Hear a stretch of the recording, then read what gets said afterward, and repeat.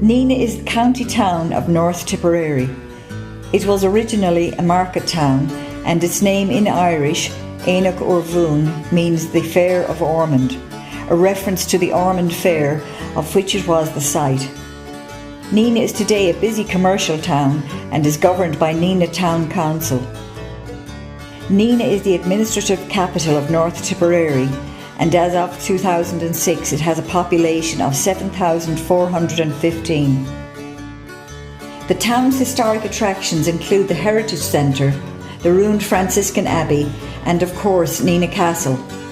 This fine Norman keep was built circa 1200 by Theobald Fitzwalter, the first butler, and completed by his son, also Theobald, circa 1220. The butlers later became Earls of Ormond, and Nenagh remained their principal seat until 1391, when the seat was removed to Kilkenny Castle, where it remains to this day. The circular keep is over 30 metres high and has a base of 16 metres and is one of the finest of its kind in Ireland. The castle project was, I suppose, coincidences was a lot of the case of what happened really. Back in about 1994, Tomás O'Donnell, who was the regional officer for Shannon Development in this area, approached me and said that he was from Nenagh, his office was from Nenagh, and we had no real good tourism project in the actual town. In Roscrea, which was part of his area, they had Damer House. In Thurles, which was part of his area, they had Lorna Park or the GA Museum, but there was nothing in Nenagh to kind of give it a focal point.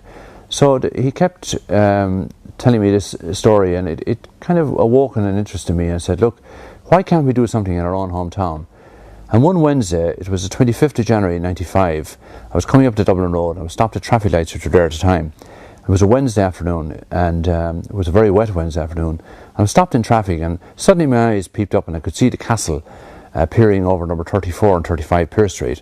And then, unconsciously, my eyes drifted down the two buildings to see that the two buildings were for sale.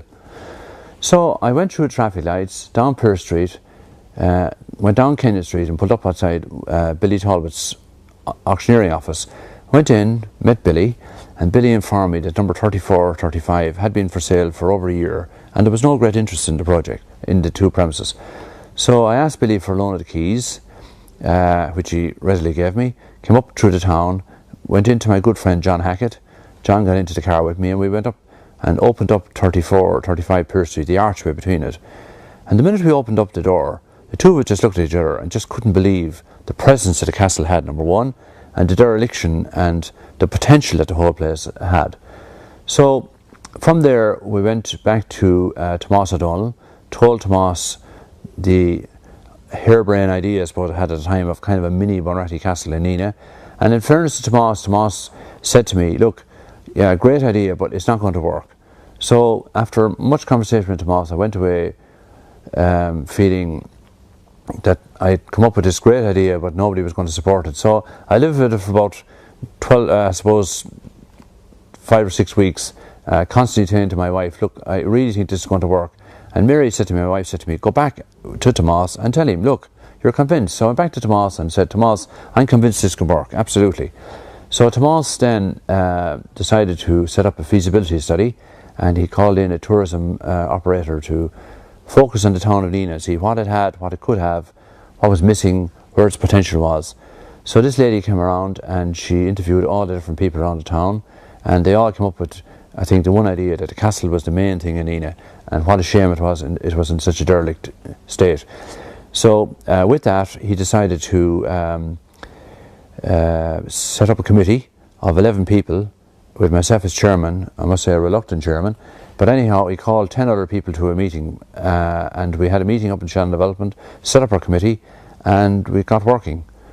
And at the stage we have it at the moment, the castle keep inside is complete. It has its 4 floors in place, its roof, which can be walked out on to see the whole of North Munster. The stonework inside is completed. Everything has been sandblasted, and all the stone has been put back in place where it should be put back and has been pointed. At the moment, the scaffolding is on the outside of the castle, and it's coming down gradually every few weeks as each layer is done.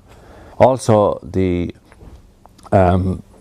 OPW, or Office of Public Works, who are the people who are controlling the project at this stage, they have agreed to build an interpretive centre in the grounds, so that you will enter, pay your fee, get a video explanation of the whole process, of what happened, what was there, how it was knocked, how it was built, and the whole history of the whole project, and then you'll enter the castle.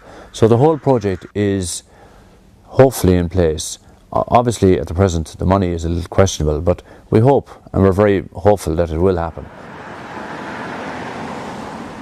It was always my intention when I started out with the whole idea in '95 that the two buildings, 35, 36, would be bought and knocked and have an official entrance when you come into Dublin Road. But it did, in fairness, meet with a small bit of resistance in the town.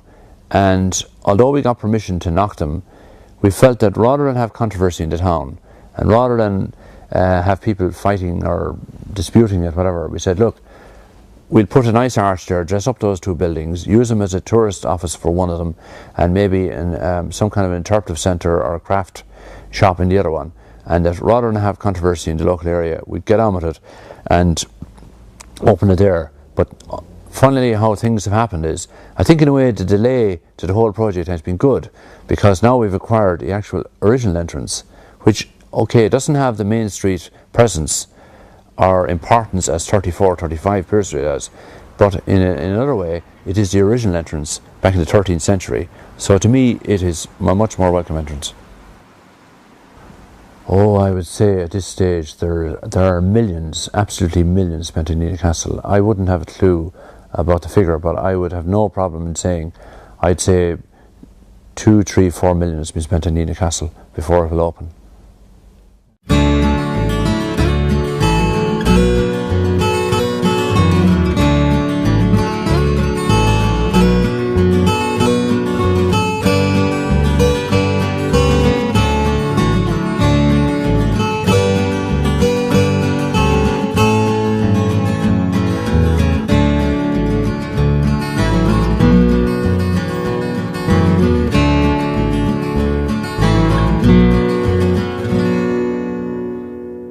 The aluminium factory, of course, which is now gone out of existence, the aluminium factory, there's quite a good few shots now of that, and the work that went on there at the time, the various operations like dipping and polishing and spinning and what have you, you know, turning the bases. There was one turning the bases of the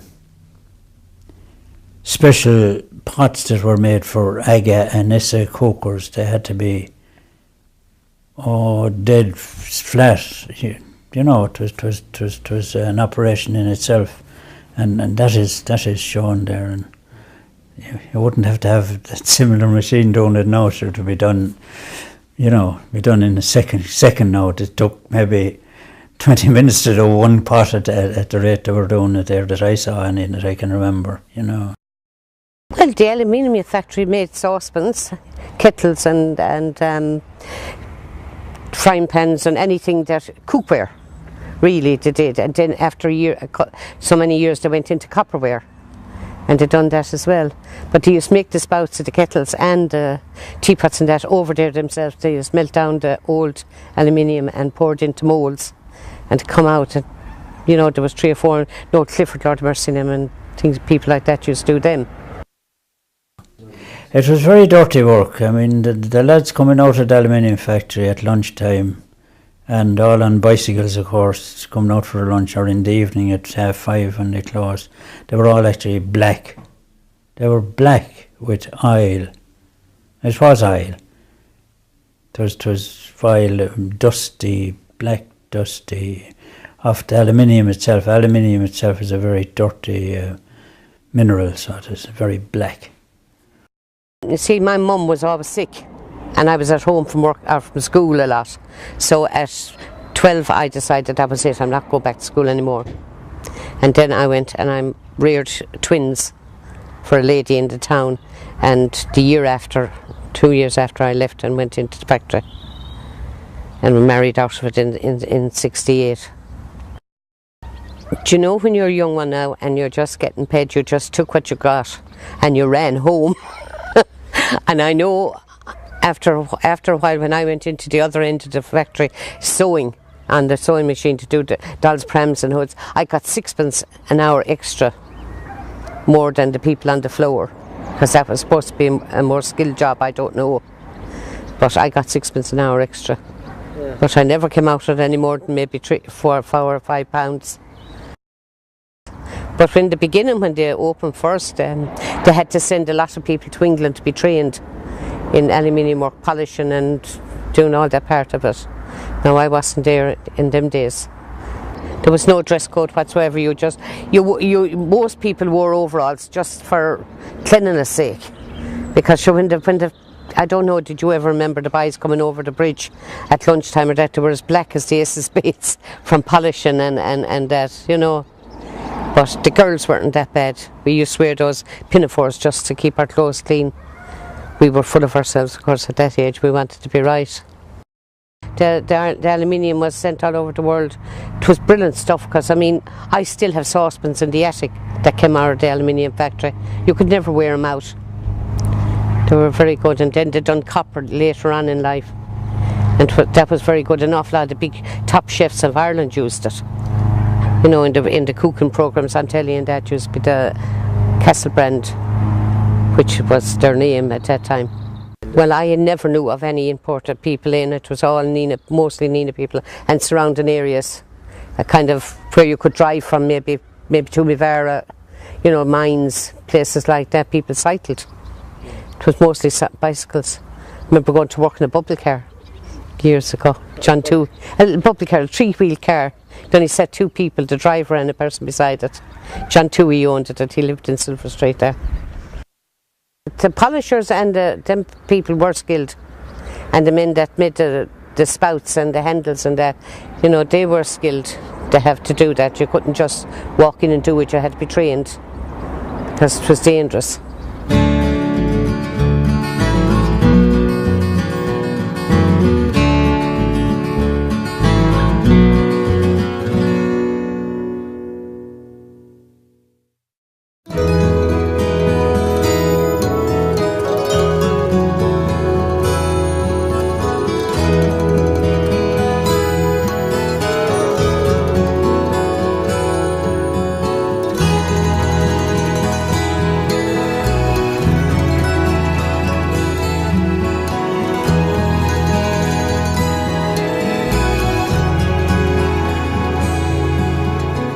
Nenagh Hospital was constructed in 1936 to deal with the medical needs of people in North Tipperary and the surrounding areas.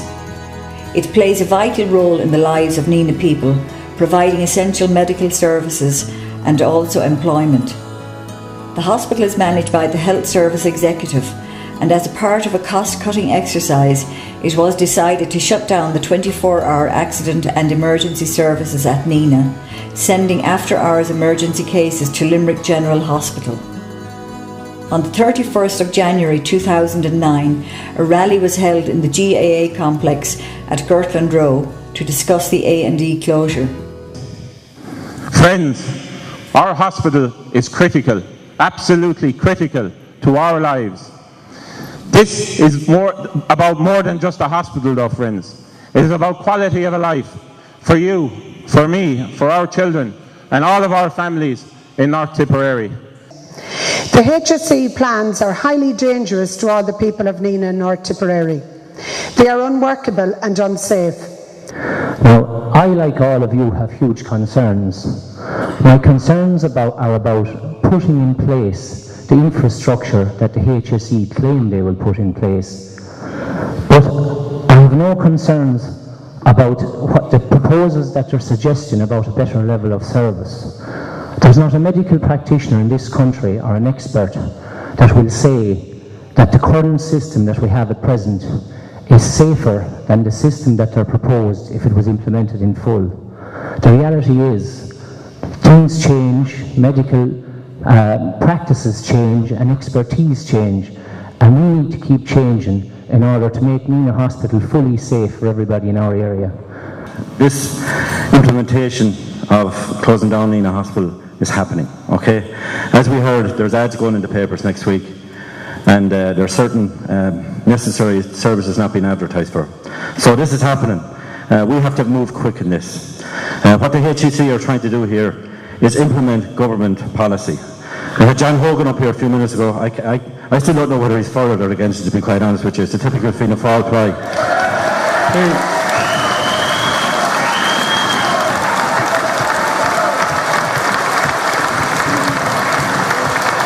I'd like to ask John Hogan there. He was going on waffling about the CT scanner. Let's have no personal attacks. Just make your statement. Well, he was going on waffling about the CT scanner. We have a CT scanner beyond in the room for the past 2.5 years, gathering dust. The only ones that use it are the servicemen. And he's telling us we're going to be up and running in a few weeks' time. You're going around telling us that. No, please, let's not personalise it. Just make your point. John, it's okay. Just make Nenagh Hospital does a good job. I don't see any Mary Herney's or Maura Hoctors or John Hogan's. You won't see them. Over in the hospital at 3 or 4 o'clock in the morning to see what's going on. And see what we put up with. And we do a good job. We're very proud to work in it, and it should be left the way it is. Thank you very much. Thank you very much.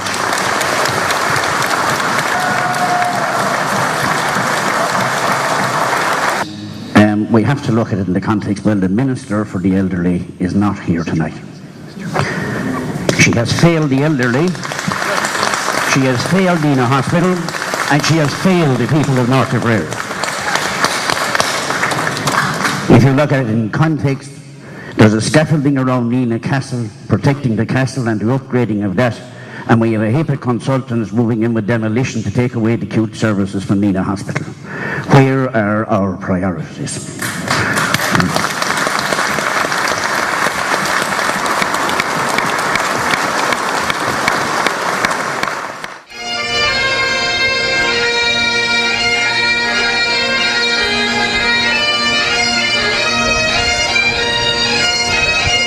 On the 21st of February 2009, the Nenagh Hospital Action Group and its supporters marched from the hospital to Banda Square, where they addressed a crowd of several thousand people. Which is that a nurse working in Limerick Hospital told me that regularly in Limerick they run out of sheets. Sheets.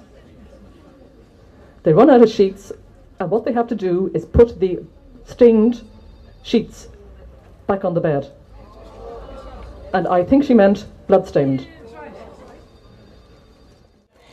At different times of my life, I was both a patient and indeed a member of staff at Nenagh Hospital. The area of accident and emergency is an area that we must deliver the best quality of care and results for patients. The greater the risk of life, the more specialised the care and attention must be. And where lives are at risk, quality of care comes before convenience of care. Practices at Nenagh Hospital have been satisfactory over the years in the area of accident and emergency. However, we have learned that the physicians that we have, and they do indeed do a good job, but they are self-governing. There are only 2 hospitals in the country, Ennis and Nenagh, where the accident and emergency physicians are self-governing. In other words, they make the decisions themselves and they are not directly linked to the senior accident emergency consultants in Limerick. That in the long term is not sustainable. I will not stand against medical evidence that tells me otherwise, that patients' lives are at risk so long as there is... Mr. Chairman, whether you'd like me to continue or not, I'm quite happy to do so. Ladies and gentlemen, I'm going to ignore those who don't afford the courtesy to speak. And what I want to say is this, and if it takes me 20 minutes to say it, I will say it. What I want to say is this: before the last general election, I was very open, I was very straight, and I was very forward with the public of North Tipperary. And I told them that at that particular time, I got the impression that there was a wish that there would be a change of government in this country. I gave a commitment that if I was elected as an independent, that my first preference would be that there would be an alternative government put in place. The election was held, the political parties put their policies and put their views before the public, And the reality is that Fine Gael and Labour, which was my preferred option, simply didn't have enough of votes to form a government. Had they enough of votes, I would have supported them. Secondly, Fianna Fáil formed a government, and as an independent, I felt that I had a duty, a responsibility, an obligation to act in the best interests of the people who elected me, and that's exactly what I did. Now, could I tell some of the political activists here from the Labour Party in front of me, could I give them one little example when they talk about political hypocrisy? I will use my position to guarantee its future. I will be always with Nenagh and for Nenagh, and that's the way it will be. Thank you. Oh, it's going to end up as an old folks' home, in my mind. Now, that's my opinion of it.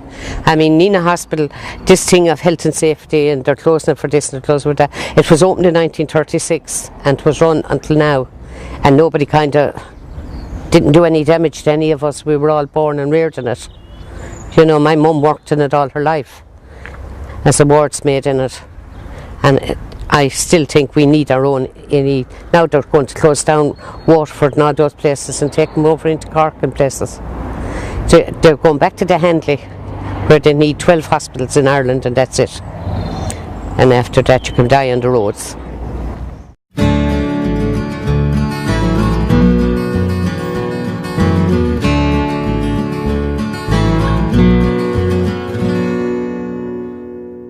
I used to work after schools in John Slattery's. I was the messenger boy. And I used to go up to Willie Heaney's. Willie Heaney, I got to know Willie Heaney very well. Lord of Mercy, Willie's dead as well. He was a great writer in the paper. But his dad used to do the collars, you know, the Connacht Laundry, they used to call. And I used to cycle out there, and I used to cycle out to McGrath's and all over the town, like. But I also kept on to my job at Johnny Higginson's when the market used to be on. You know, the market was on the street, and I used to get half a crown for cleaning Johnny Higginson's pack. You know, that was a contract. Everyone was after it. And they'd go into Mr. Higgins and Johnny, they put their hand in the door and they'd say to Johnny, do you want us to clean the front of your shop? Oh God, no. He said, Tom Gray has a contract for that. I mean, that was the first contract I ever had in my life. And then we used to have the sheep market, which I acquired a job off of Jimmy Reardon, who later gave me a job in the mart. Jimmy was a great character. And my job was to, when I come out of the cinema, 11 o'clock at night, we used to come out of the cinema. We'd go to the pictures, you know, to kill the time. We'd come out then, we'd mind the sheep. They were all fenced up by the courthouse, where the statues are now of the great Olympians. Yeah, Jimmy Reardon used to be, because I told a great story about it, because it's brilliant. I said it to McGowan there only the other night, like we were talking, he was snoring and laughing. He said, Tom, he said, that you should put that on, you know, on record. You know, about when the picture's over, all the people used to come and pen the cattle, and that time they used to have rattle. See, the rattle in markets could be red, green, any colours, you know, every buyer would have their own colour when they were buying. Sure, but in the morning time you wouldn't know who would own the cattle, but when the daybreak had come, it was just like one gigantic, you know, Van Gogh. If you were at the other end of the street, down outside the old post office on the steps looking up ahead, it'd be like a big Van Gogh. Who done the painting up outside the courthouse? It's fantastic. Joe was one of the greatest influence on me about anything in my lifetime.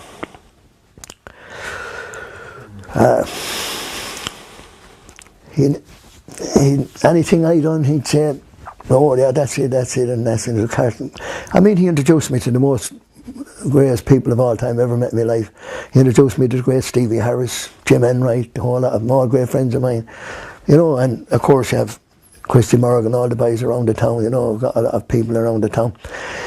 And Joe, we used to go to Kerry. I didn't drink for 10 years, and we used to go to Kerry. I used to go off with Joe, and I remember one night in particular, the funny story, because Joe was a very funny man, and Joe says to me, Tom, we'll go home. I said, go home, right? I said, we'll go home. I said, up to Michael's. No, he said, we'll go to Nenagh. Now the rain was unbelievable. Out of the heavens was, I nearly had to have matches in my eyes to keep my eyes open, to go, my head was going like this, rocking like one of them little, you ever see one of them dolls in the back of the car with the dog that her head goes rocking on the back of the car, and it was teeming down out of the heavens. And of course when Joe got into the car, the very minute he got into the car down in Dingle, he fell asleep, snored the whole way. I stopped in Tralee, Stopped in man to get a sandwich in this, you know, these all night garages. And I got a Coke and a sandwich, and I opened the sandwich as quiet as I could, and then I popped the Coke, and Joe lifted up the head, and one eye opened, he went, looked at me like that, eating again, he said, and he fell off to sleep. So I drove all the whole way back home. The rain was unbelievable, and I pulled up outside Joe's house in Sallygrove. And before I woke Joe, I said, I couldn't have smoked a cigarette. So I lit up a cigarette, I used to smoke at the time, lit up a cigarette, and was smoking away. Next thing, come on Joe, it's time come on Joe, wake up, it's time to go in, I said. And Joe says, never again, never again, never again. The hands up like this, never again. Joe, never again what? Never again what? That driving kills me. Rory Boland is like a walking historian. He knows more history about Nenagh. He could tell you no matter who you were. If it came in from Tony Vera, it's half Tony Vera, half Nenagh. Do you know what I mean? Rory would tell you who you were. I'd say, this is such and such a man. And he'd tell him about their grandfather, go back. Now, he can't do that now. He's 91. He's 91, he'll be 91 years on the 23rd of this month. He was born in 1918, number 1, Silver Street, Nenagh. You know, the great band, the Cortina Show band, all the McLaughlins were in that band. They were all talented, very talented people. And Eamon used to do a lot of stuff for Father Horn down in Mayo. It's a funny thing that I happened to marry a lady from Mayo. And Father Horn, I was down in 1982. I was with Jimmy Kane. And Jimmy says, Tom, go up there and sing a song. So I went up and sang a song. And I had no sooner finished, I sang Father Murphy. This priest jumped down over a table, jumped up and grabbed me. He said, you have it won, you have it won. I said, I have what won? He said, you have to go and invite Mayo one, he said. And I said, is the competition over? No, he said, it's only after starting. He said, there's 4 singers after singing. But he said, there's about 200. But he said, there's none will be at you.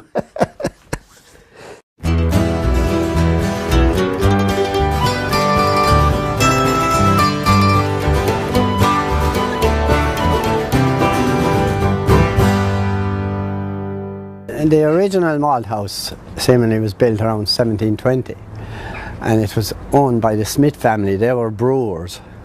The malt house, the meaning of the malt house meant that the grains and what the farmers produced went in there and it was processed either through export meals and flour and what have you. And they could use the same product to make beer, and the beer was brewed in the malt house. And in 1825-26, the Boer family purchased the malt house, and they continued as brewers, and they opened licensed establishments in the town of Nenagh. 2 or 3 brothers of them, Willem and John Boer, and they had a young family, like we were talking about, a family of children. They educated them, they sent them to King's Inn and all those big high class, because you see they were a money making family, and they educated their children, and they gave about from 1820 up to 1840, 1850 in the malt house, and made a success of their business. And then the movements in Ireland were beginning to create problems for alcoholism. You know, the Father Matthew Crusade came into being, and that got the malt house closed down because people were very religious and they followed the priest's advice and took it on board, and the drink was like drugs today, you know. It destroyed families and it left people poor, no food, all went and drink. So the Father Matthew Crusade, as was known, came into being, and of course it put a bad image on all the breweries and whatever. So the Boers had shut down that business, and they decided to settle for the income from their little hostelries, and they had their kids educated, sent away. So they were good citizens, good Irish people in the sense that they were very good to the people around, the population around. They turned away nobody.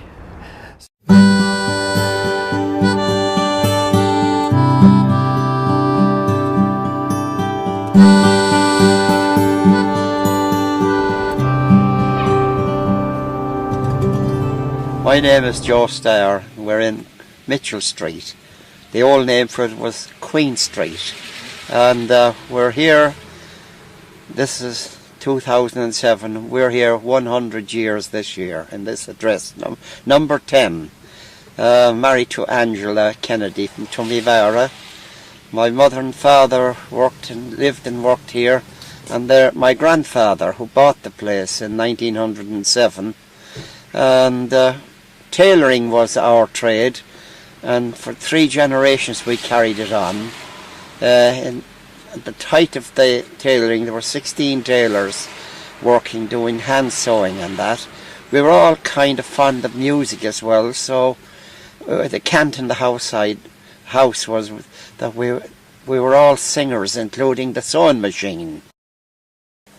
My great-grandmother, Margaret Noble, came to Nenagh with her father at the founding of the railways. She was from Kilkenny.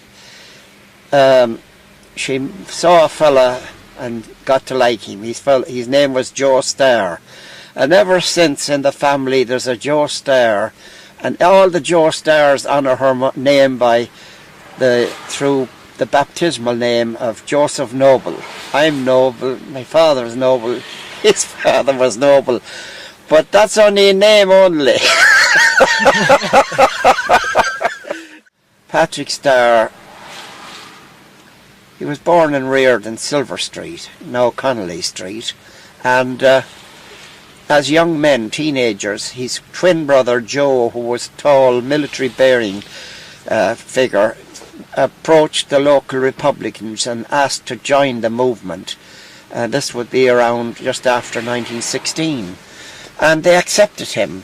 His twin brother Patrick thought, well, Joe, my twin brother's after getting in, I'll go up and join, but he was small and thin and that, and when he went up, they took a look at him and said, oh sonny, go away and come back in another year. So he took offence over that and went away and joined the East Limerick IRA, and on the manoeuvres in North Cork in May, I think 1920 or so, he was killed in an ambush. This time the Black and Tans ambushed them. He was dead for about 6 months when they realised that something serious was happened, because to get into the East Limericks he gave a false name, pseudonym if you like, because he felt if he used his proper name they too would refuse him. Anyway, when they realised he was dead and where he was re-interned to Tion graveyard here in Nenagh and buried there. A star in name, a star in fame, a gem in Ireland's crown. If pride there be, we bow to thee, Pat Star of Nenagh town.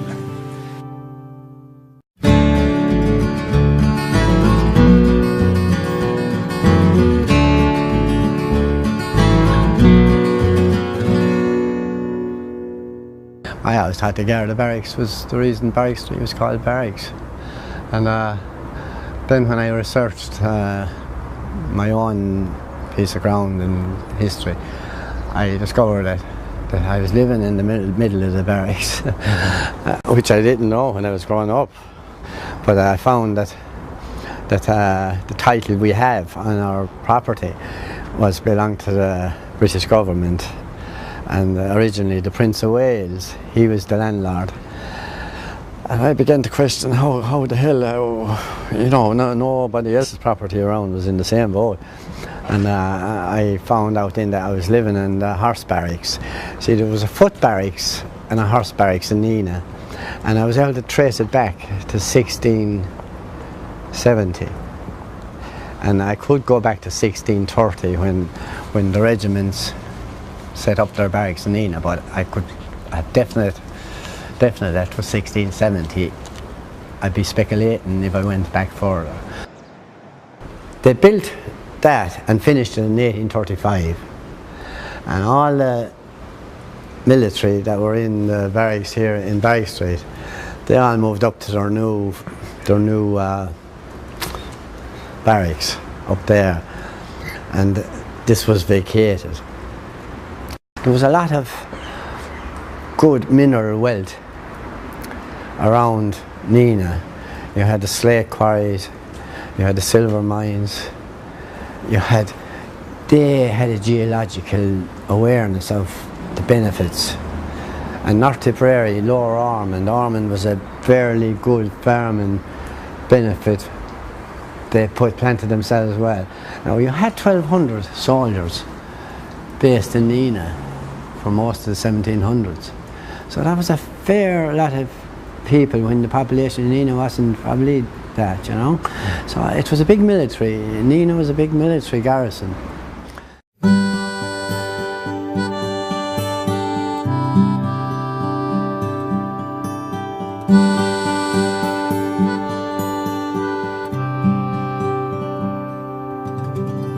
It all happened to an ad in the Guardian in 1956. You know what I mean? And I applied for a job as an apprentice electrician in Nenagh with Dennis Meehan, and I served my time there until 1960 when I finished O'Mara's Hotel and I left to go to Dublin. And you know what I mean? That was the kind of start of the whole thing. And then I got a job in Dublin for 16 years, and then I was always anxious to get back to Nenagh. And no young fella at the time had a car, and when I went to Dublin with a car, it opened a lot of doors for me, the car, because everybody where I went to work only had bicycles, and they looked at me as something special. This guy is, you know. There was no work that time. I was only 16 years of age that time, and I saw the ad. All my life, as long as I can remember, I had an awful interest in electricity. It was like a vocation to me, and still is today. I was always watching the Guardian to see was there premises coming up in Nenagh, and there was a lot. Fogarty's in Kennedy Street was for sale. I came down to look at it and at the auction, and I considered it too expensive. So the other premises were for sale. I came down to that as well, and that was sold. But the guy that bought it couldn't pay for it because there was a bank strike for 6 months. And I contacted somebody, and I got it for a very reasonable price at the time. So I renovated the whole thing. Of course, that time it was very bad. There was 2 shops there. One was a bicycle shop originally, and one was Nellie Connor's. It was a clothes shop. And renovated it then and opened in 1976. And I was successful from the beginning because I brought some products that were never seen in Nenagh, and people flocked to buy the modern. It just wasn't available, and I couldn't get enough of it. When I bought that in about 99, I completely rebuilt that place then from the ground up, and I opened that then in just before 2000, and it was I built a brand new workshop there as well, and warehousing, and that's where I have my present motor rewind workshop and pump, where I do pump maintenance. So I got itchy feet again, and Welch's next door came up for sale. It was a derelict building, so I purchased that building there, and I took on the rebuilding of that premises. And as you can see today, it's a great building. You know what I mean? I'm very proud of that building. You know what I mean? It's a great historical building. You know what I mean? And you can see for yourself the job we done now. You know what I mean? There was 3 diggers actually working on it at the time, and we saw this little arch at one of the end walls. You know what I mean? A little cut stone brick arch, and And we kept going down, digging down, and next thing we came across a fireplace, a beautiful cut stone fireplace, and kept going down and down, and until we came down to the very bottom. It was a major clearing out. It was filled in about in 1890. It was filled in completely with horses and cars, with stones. It just filled in and brought to the level of the street.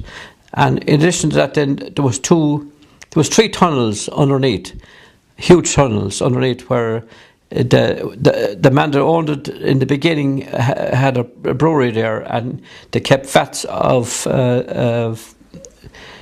drink remain, and then we found a tunnel right under the road, going to the other side, because they had their brewery at the far side of the road.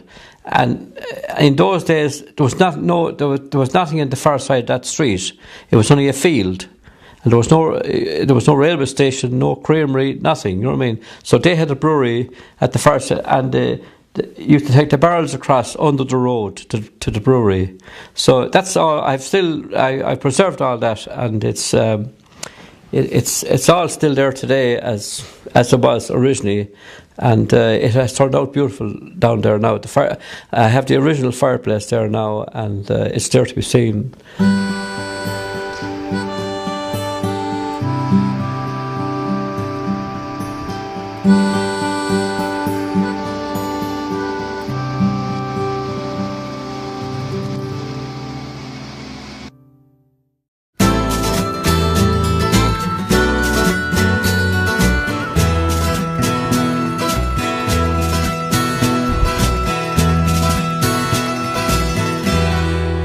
Pierce was built sometime around the 1950s as well, and it was a Minister of State came down to open the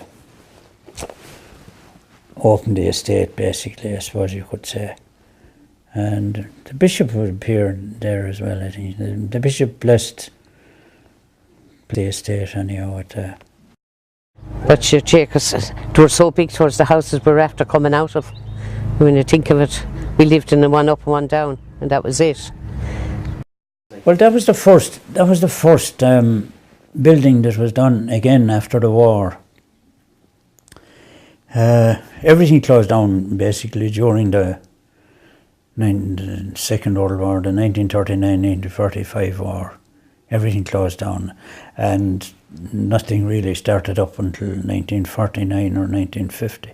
So that was the first housing that was done, big housing that was done here in Nenagh. We moved to Knocknapiers, but we were the second family into the house. But I remember it as a green field and a big huge 6-foot wall around it. We used to climb the wall to go in and play in it. But other than that, it was Mahersfield. I don't know, was it Mahersfield up there, wasn't it? Where Knocknapiers was. But I remember it being built, and I play in and out through the building site, because at that time you could do those things. Now you can't. You know, you can't go near building sites now; they're too dangerous. But health and safety and everything that, but didn't do us any harm. Ran up one side of the houses and down the other.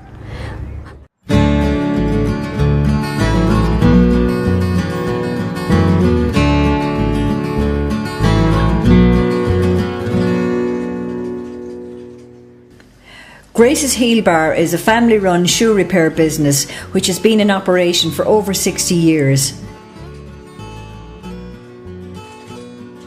Jimmy Gray started the business in Silver Street in the early 1940s. The business was relocated to Emmett Place during the 1960s, where it is now run by Jimmy's son Adrian. Adrian learned the trade from his father and also spent over 2 years working at shoe repair in Roaches in Limerick.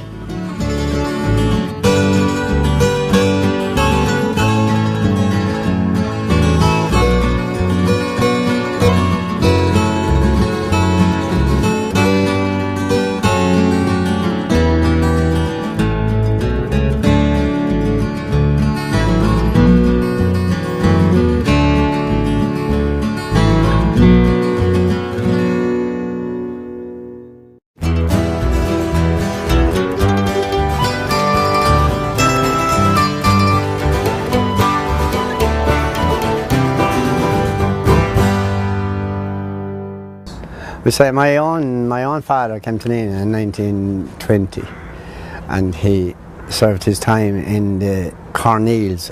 It was he was a wheelwright coach builder, and my father served his time as a young lad there, and his father paid 10 shillings. Instead of he getting paid 10 shillings, he was paying 10 shillings to learn the trade, and he had to sign a contract that he wouldn't damage his employer's tools or take steal or do any depredation. And he in 1928, when he decided to start out on his own and have his own business, he bought the title of a property where we are now in Stafford Street, and he had 7 children. I was one of them, 6 girls and myself, and he turned out horses, cars. He was a wheelwright by profession, and he did numerous carpentry work in terms of services to the farming industry, you know, wheel making, tram car making, such. And he died in 1969. I was serving my time, as a coincidence, in the same firm that he served his time in, which was the Arm Garage. That's where Corneals, he started. They owned that when he was a young man. So I found myself finding out the history of how the coincidence of how what goes round comes round. And I thought it was very unusual, because it started to piece together itself for me. My present eldest son, John, is called after my father. He took up the timber business, even though we educated him, sent him to college, and got him ready for probably an easy lifestyle, as we all think about him. We don't want the hardship that the people came before you had. And he wanted to go back to the timber, so he's in Stafford Street now in the old forge, which is the River Lane building that we built there. The wheel, my granddad made the wheel, and he was next door, and Bill Kavanagh did the metal ring that goes around it. He made it here, and right outside the door here, this is called River Lane. This laneway just coming outside here. So there was a river flowing just outside the door. But what they used to do is, my granddad used to, and Bill Kavanagh used to light a ring of fire, like the old Johnny Cash song, with turf, and they put the band on the ring, and it would expand. It would get larger. Then they'd slip it over the wheel and throw it into the river, and the steam would come up, and the band would contract, and it would squeeze in, and all the joints close up perfectly.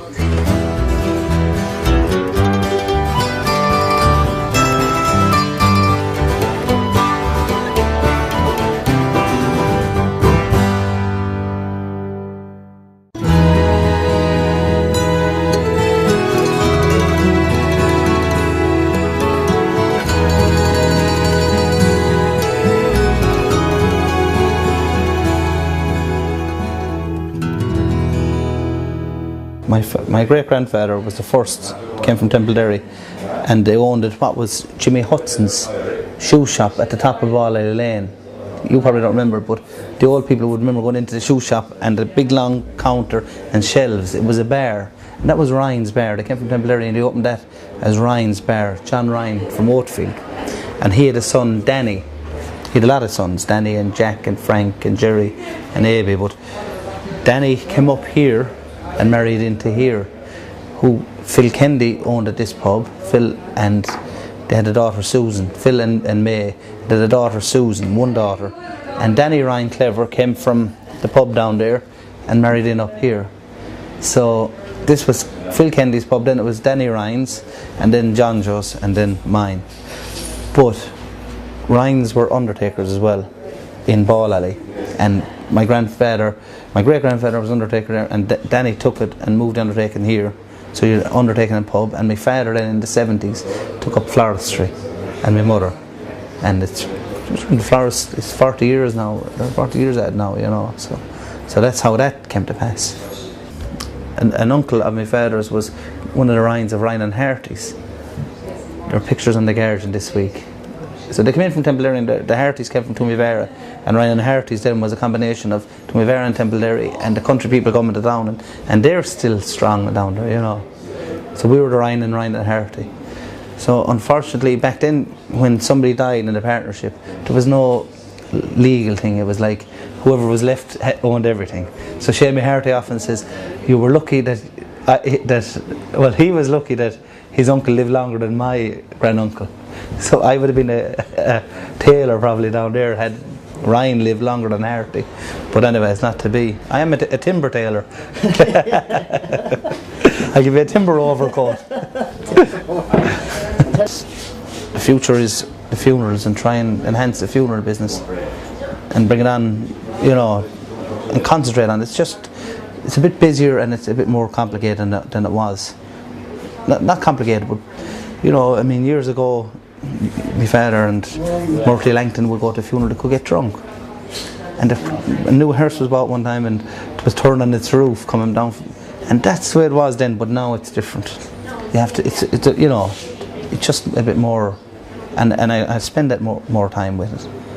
I tell you, Sundays just was brought at home. This place is full of characters, absolutely full of them. And you know, the one thing I've learned about the pub and the undertaking, and I listened to characters. He was a character. He's dead. There's no more characters. There's still lots of characters. Nina's full of them. We have an abundance of them, and I mean, everyone has their own bit of character, but there's some very good characters still knocking around. And here on Sunday was the proof of it, you know. And that's the future of it. You've got to keep these characters and look after them, and you know.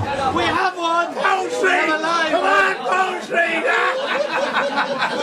Right? Yes, he did. And Joni says to me, she sat up the same day, she was all makeup. She said about Tom Cray, she said, he's a rogue, he's a robber, he's a thief, he's a liar, a vag, he's a bum, a rat. But you know something, he's not the worst of them. Our favourite, that was my mother.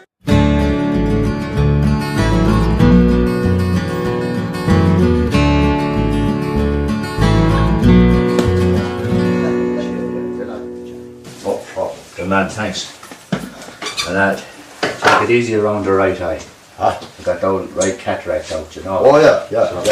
You did it okay the last time.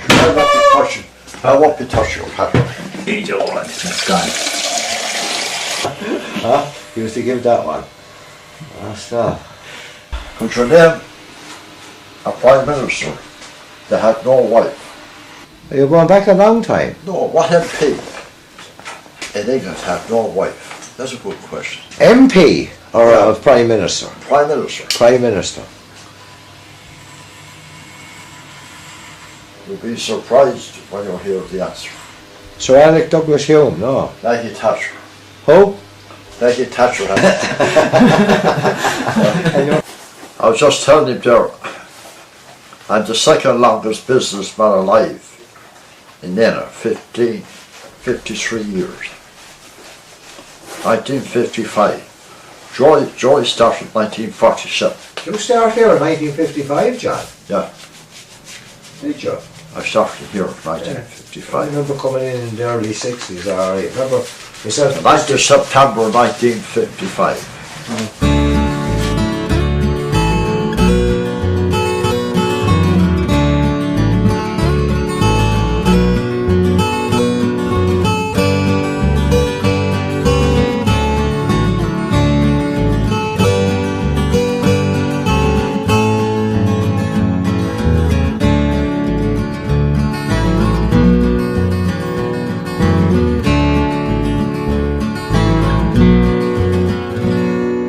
I don't want one as tight as that one. I want it tight, like, you know.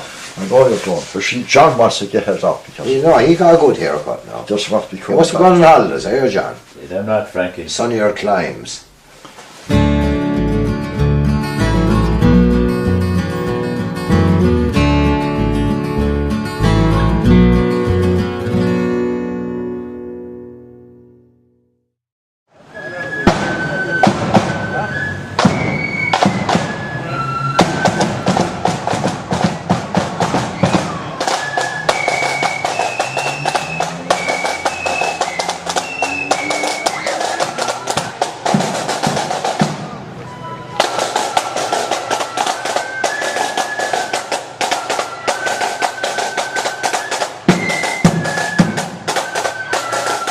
Okay, I'm going to call on Kitty Quigley, who is one of our legends here in Nenagh, to lay the wreath.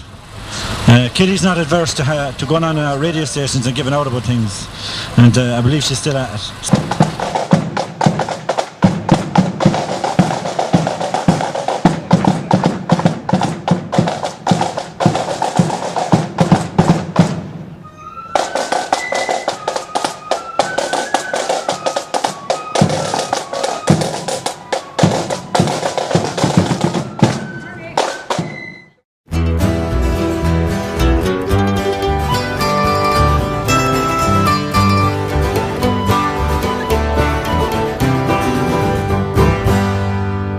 Paddy O'Connor had a big industry at the time. I couldn't say how many he had employed now, but he must have had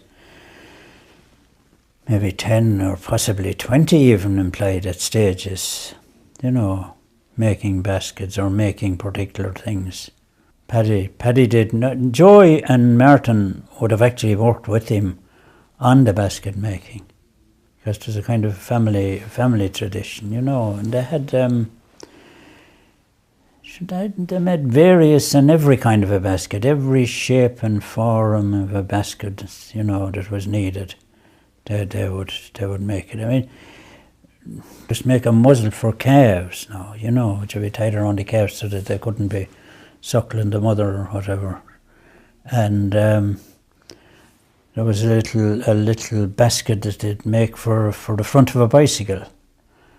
One for carrying messages in, but there was another little basket like the shape of a seat, which is put onto a metal frame on the front of a bicycle, and you could carry a very small child in this basket, kind of. There were straps on it, naturally, for safety purposes.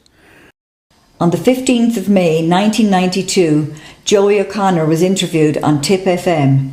You're about to hear extracts from that interview. Well, my father was Patrick O'Connor and a basket maker by trade. I'm also a basket maker by trade. Spent some time making baskets, not a big length of time, but some time making baskets. My mother was Nenagh O'Brien. She was from a place called Fawnlock in Bawn, Nenagh, on the outskirts of Nenagh Rural, and she was a sister of the late Nenagh O'Brien, that O'Brien family. The people at that time, of course, they were looking forward to a better Ireland. There's no doubt they were anxious to get the B house. And at that time, there was a big scheme of houses built in Nenagh, which was the first scheme, local authority houses in Nenagh, that relieved that situation. It was known as St. Joseph's Park. And the most wonderful people are in St. Joseph's Park. They come from all sections of the town. Proud people, but they come from all sections of the town. Well, in those days now, there was very few sweet shops. There was one other, Eddie Gleeson, he had where JKC is now, he had a sweet shop, all right. But there was very few sweet shops. To go and buy sweets, you had to go into a public house or licensed premises to buy sweets. They had jars of sweets, and you would go into public house. But this was solely a sweet shop for sweets, fruit. And then we started going to the markets and importing fruit very shortly after getting into the markets. So we went to the markets. On some occasions, I went to the markets, believe it or believe it not, twice in the one day. My mother was a widow, and she had to manage. She made baskets as well. She did everything. She started a laundrette. She didn't leave us short. She's the one that left me what the values of life should be all about. You went to mass in the morning. You went to the confraternity as well. You got confession every Saturday night. If you didn't, you weren't let into the house. And that's how we got brought up, and we learned, taught to play with ourselves and to respect everybody. And in Silver Street, there was no trouble in doing that in Silver Street, because there were wonderful people. So it was a flooded field, where we have a 10-acre site now here at Martyr's Road. That's a 10-acre site. We're a national name now. Everybody knows about O'Connor's. The passers-by, they don't pass-by, they come in and shop. So it was a flooded field when we bought that. We had it for a number of years before we developed it. And how significant an investment was it at the time? Was it huge money in those days? It was, indeed it was. But we bought it from a family in the town that had great respect for us, and indeed we have a great respect for them and still have. That's the O'Hara family. We were great friends. The O'Hara family in Nenagh. They sold me that, and Tom Kennedy sold me the centrepiece, and when I wanted further land, I had no difficulty in buying it from them. He asked for a price. There was no haggling about it. I gave it him. the custom that's in Kenneth Street, that's where we originally started. And you can take it as a great pride for me to be able to say, the customers are going in there now today, and they tell me they never shopped anywhere else. After how many years? Well, you can take it that, well, over 50 years. Just 50 years, over 50 years. Nenagh may have some little faults, I don't know what they are. I could never see them. People tell me that have some faults. I could never see any fault. But even if they had, I love the Nenagh. I love the people of Nenagh. I love the town of Nenagh. If it has some faults, I still love it with its faults. And the faults, if there are some faults attached to the town of Nenagh, it certainly isn't lack of generosity or friendliness. Nobody. Nenagh is known as the friendliest town in Ireland. I was at a function recently in Nenagh, and a consultant planner from Dublin, when she couldn't find anything derogatory to say about my shopping centre, she did say it was lovely and tidy, but she added what I would consider the greatest insult that you could offer to the people of Nenagh. She said a shopping centre was more in keeping with a city like Limerick. The word is resilience. I'm the most resilient person you could ever meet. If I say I'll do something, you can be as certain as night follows day that I'll do it. I may not be able to do it in a short term, but it's well known, my record stands there. I will do it. If I say I'm going to open a shopping centre, I'll open a shopping centre. No matter what it is I ever said that I was going to do, I did it. Sometimes it took me longer than more times, but resilience, hard work. You must recall now, even after the length of time that you've interviewed me for, and know that my life's work means hard work. I'm a workaholic. I love working. I'm here in the shopping centre at 8 o'clock every morning, and sometimes earlier. You can come into the car park. We have 50 car parks at the rear, 50 car parking spaces.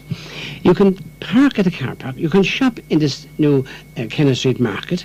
You can leave your car where it is, and you can go back up and go out to Mall and shop in other shops. Your car is okay. You can shop in other shops in Kenneth Street, or you can go across into Pearse Street and shop and still utilise our car parking space. From my heart, it's been a wonderful lifetime. The most wonderful thing of my life, first of all, is my family. My family is number one, always number one. And when others were going enjoying themselves, going to the golf course and going away on a Sunday and going away on Wednesdays, I took my family in the back of the car down to Drummondere to swim. I never, ever neglected my family on a Wednesday or a Sunday. I spent my time, I have no regrets about that, I spent my time with my family. But to say to you that what was the second most wonderful thing was the wonderful people that come shopping in Nenagh. They're God's own people. And when I go from door to door canvassing votes, I don't go from door to door and we talk about the old days. And I'm brought in. I could have tea in every house and a lot more as well. And I must say, life to me has been wonderful. Ups and downs, I don't mind. I can take the ups and downs. The only thing I can't take is something that's bad health. Any other worries are second nature to me now. And finally, you have no regrets? I have no regrets. I have no regrets whatsoever.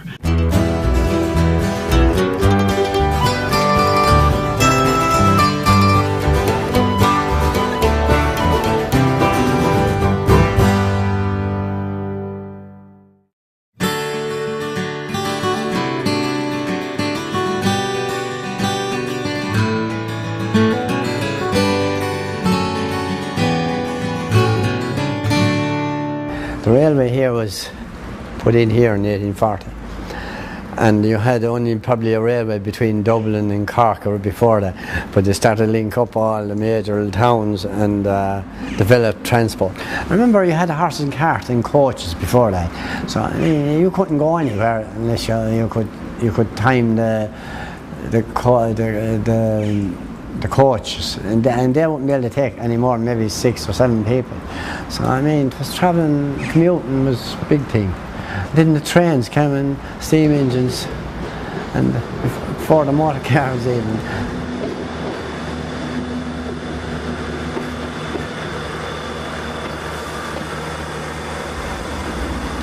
All that, all the real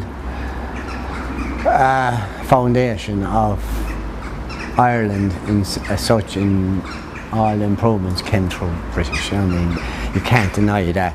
The bridge over there, you know, all those things were all provided for during the state, when we were a British state.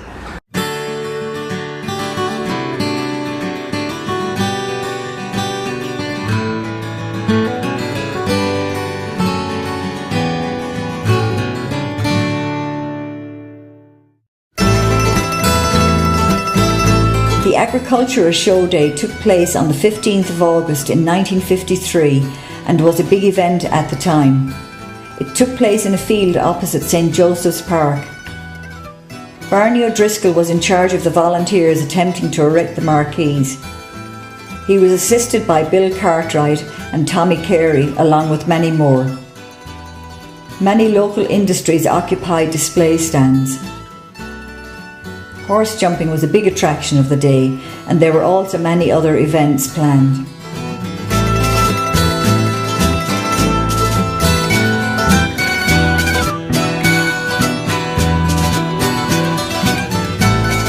In 2008, the show day still takes the same form, with a combination of display stands, competitions and musical entertainment.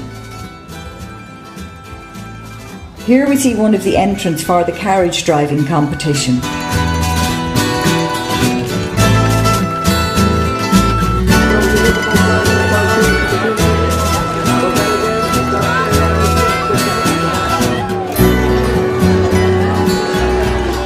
One of the highlights of the day is the competition for the most suitably dressed lady.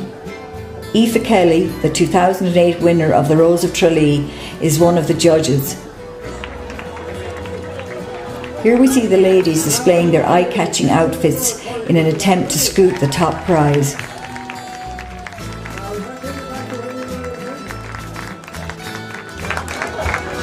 The tough decision is made by the judges and a winner is crowned, most suitably dressed lady.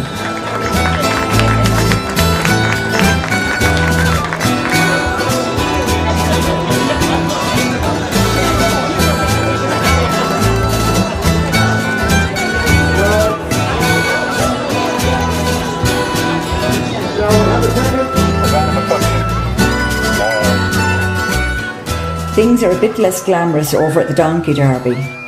This event always attracts a large crowd, as there is always a great atmosphere and a bit of horseplay.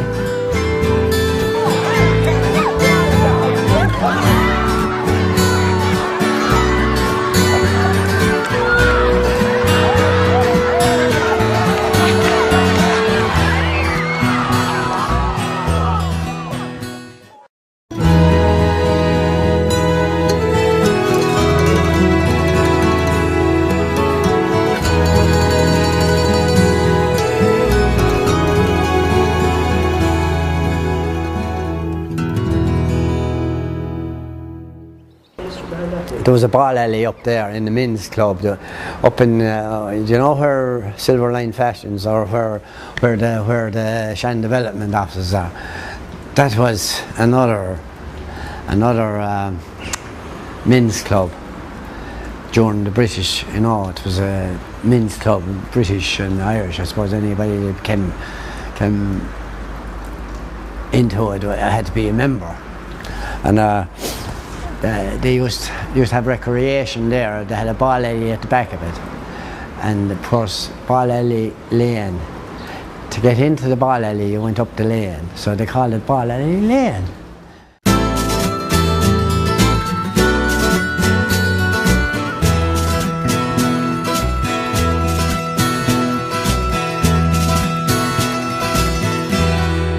My father and my aunt, John and Elizabeth Slattery, came to Nenagh probably in the late 20s and came to work in Robinson's in Nenagh, number 3 and number 4 Pearse Street, Nenagh, and worked there for over 20 years. And in 1945-46 they decided to try and branch out on their own, and they tried to acquire number 6970 Pearse Street. At the time, 6970 was a derelict building and was owned by a person in America, and my father set about finding out would it be for sale. So he struggled to find an answer from those people in America, but through good advice from his workmate in Robinson's, a man called Frank Boland, and Frank gave him a wonderful suggestion to him and said to him, if you ask your solicitor to contact a solicitor to the people in America, one solicitor has to answer another solicitor. So he took that piece of fantastic advice, and within a few weeks he found out that people in America actually were delighted to sell 6970 Pearse Street. So they bought 6970 in 1945, and on the 6th of May 1946 they opened for business. And my father actually always was very proud of the fact that the staff in Robinson's that they had worked with came over during their lunch break and worked in his business with himself and his sister. That was something he took great pride in. People like Mary Behan and who had long history with him working in Robinson's came over and worked their lunch break with him in his new business. So it opened on Friday the 10th of May 1946, and I suppose 63 years later we're still here, and we got a little bit bigger, and down through those years he and his sister worked very, very well together, and every few years they tried to add on another piece of property and renovate the place and get more stock and branch into different items that they had. So they opened with a kind of a clothing, a little bit of furniture and all that, and developed those items down through the years, so that now we have 7 premises on the main street, which is from 68, 69, 70, 71, 2, 3 and 4.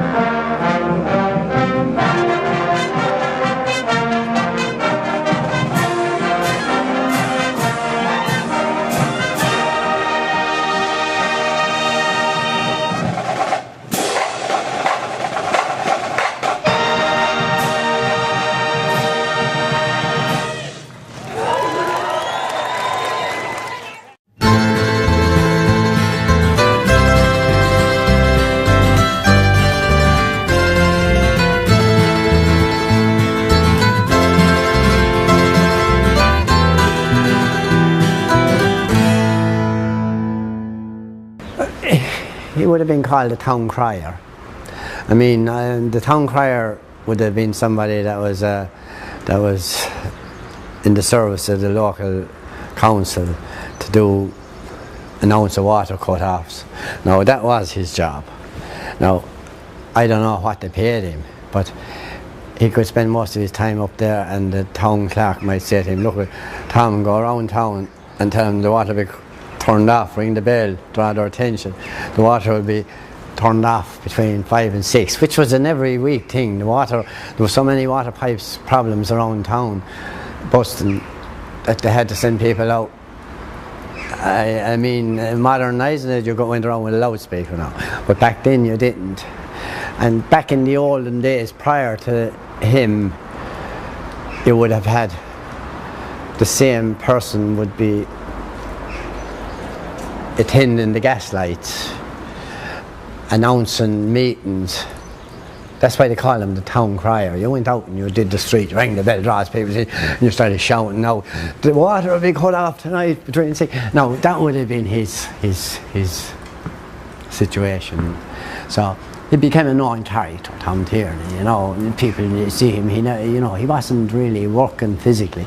He was hanging around and he did all them things.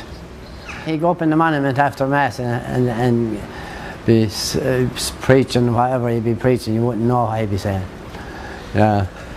He'd stop up people coming out of Mass, you know. They'd be coming down the square and he'd start off.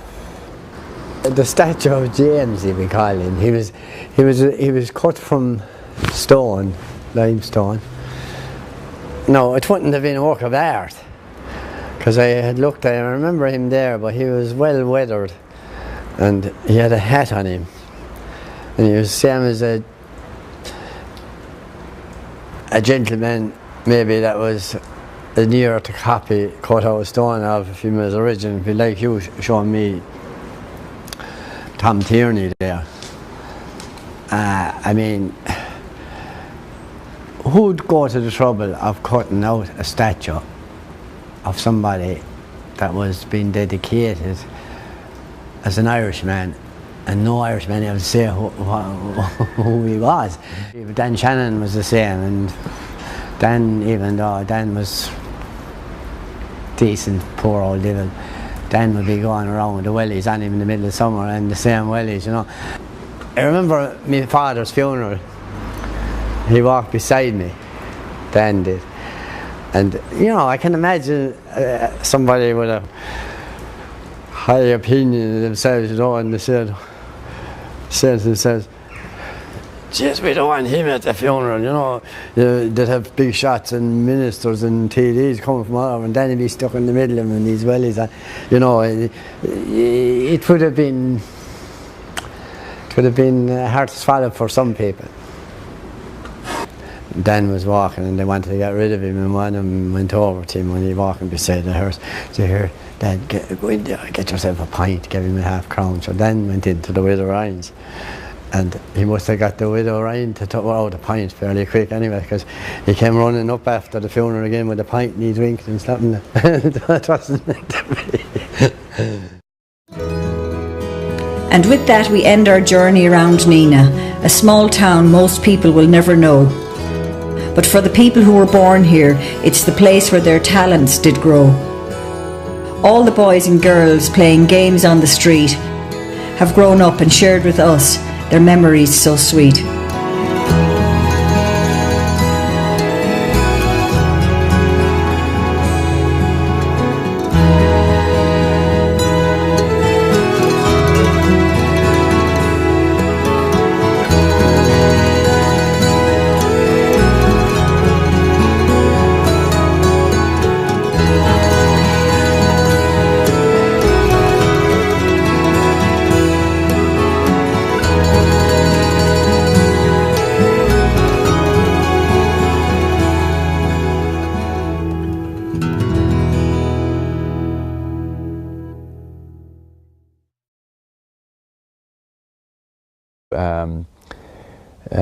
Set up a committee of 11 people with myself as chairman. I must say a reluctant chairman, but anyhow he called 10 other people to a meeting, and we had a meeting up in Shannon Development, set up our committee, and we got working. And at the stage we have it at the moment, the castle keep inside is complete. It has its 4 floors in place, its roof which can be walked out on to see the whole of North Munster.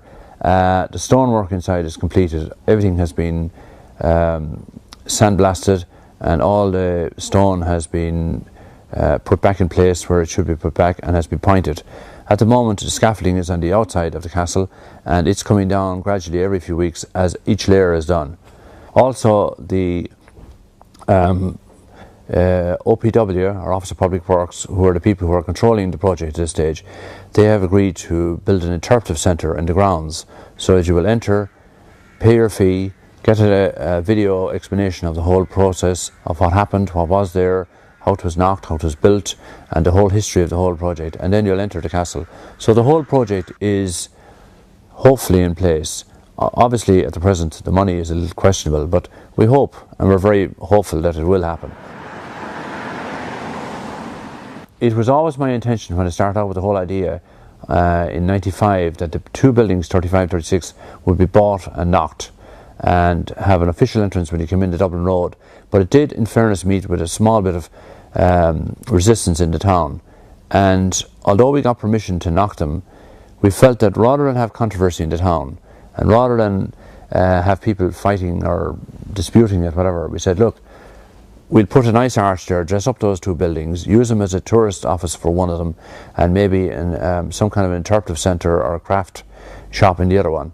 And that rather than have controversy in the local area, we'd get on with it and open it there. But funnily, how things have happened is, I think in a way the delay to the whole project has been good, because now we've acquired the actual original entrance, which okay, it doesn't have the main street presence or importance as 34-35 Pearse Street has, but in another way, it is the original entrance back in the 13th century. So to me, it is a much more welcome entrance. Oh, I would say at this stage there are millions, absolutely millions spent in Nenagh Castle. I wouldn't have a clue about the figure, but I would have no problem in saying, I'd say 2, 3, 4 million has been spent in Nenagh Castle before it will open.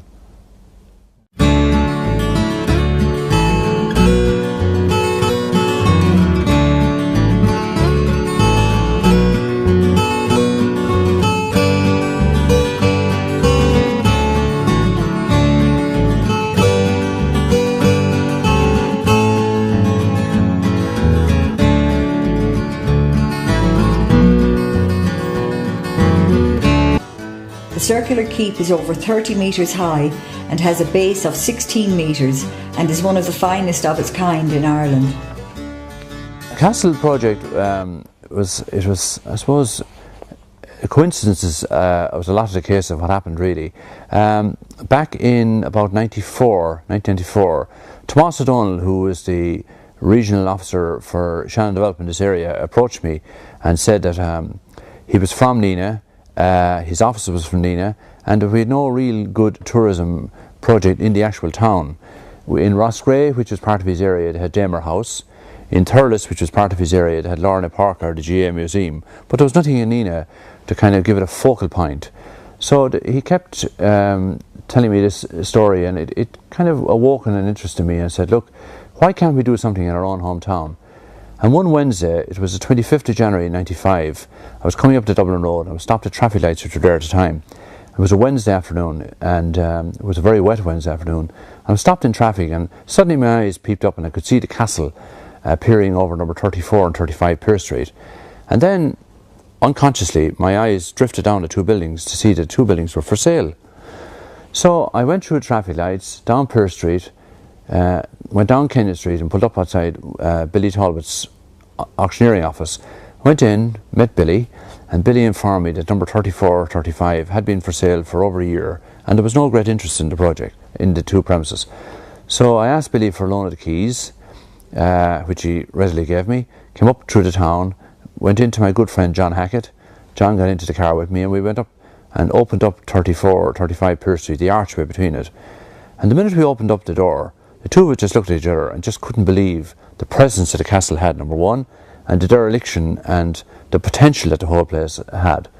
So from there we went back to Tomás O'Donnell, told Tomás the harebrained idea I suppose I had at the time of kind of a mini Bunratty castle in Nenagh. And in fairness to Tomás, Tomás said to me, look, yeah, great idea, but it's not going to work. So after much conversation with Tomás, I went away feeling that I'd come up with this great idea, but nobody was going to support it. So I lived with it for about 5 or 6 weeks, constantly saying to my wife, look, I really think this is going to work. And Mary said to me, my wife said to me, go back to Tomás and tell him, look, you're convinced. So I went back to Tomás and said, Tomás, I'm convinced this can work, absolutely. So Tomás then decided to set up a feasibility study, and he called in a tourism operator to focus on the town of Nenagh, see what it had, what it could have, what was missing, where its potential was. So this lady came around and she interviewed all the different people around the town, and they all came up with, I think, the one idea that the castle was the main thing in Nenagh, and what a shame it was in such a derelict state. So with that, he decided to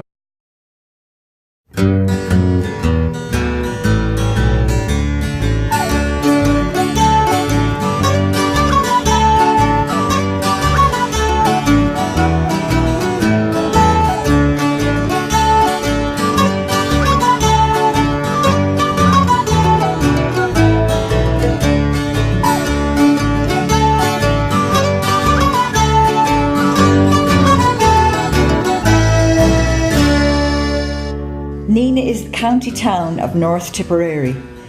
It was originally a market town, and its name in Irish, Éanach Ormhún, means the Fair of Ormond, a reference to the Ormond Fair, of which it was the site. Nenagh is today a busy commercial town and is governed by Nenagh Town Council. Nenagh is the administrative capital of North Tipperary, and as of 2006 it has a population of 7,415. The town's historic attractions include the Heritage Centre, the ruined Franciscan Abbey, and of course Nenagh Castle.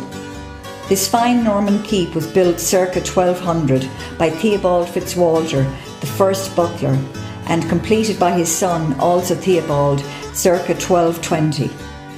The butlers later became Earls of Ormond, and Nenagh remained their principal seat until 1391, when the seat was removed to Kilkenny Castle, where it remains to this day.